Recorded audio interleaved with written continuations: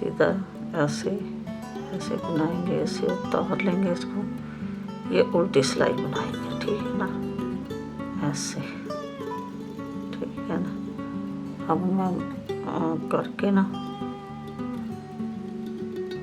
फिर आपको उस वाली सिलाई दिखाती हूँ जी।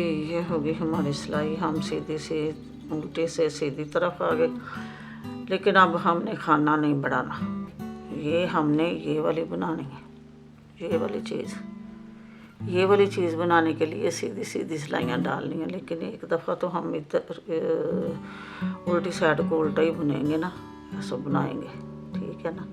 अब हमने ये चीज़ बनानी है तो इसके लिए हम ऐसे ही बनाएंगे, इसको यहाँ से ऐसे बनाते जाएंगे, फिर मैं आपको बताती हूँ उधर करके पूरी सिलाई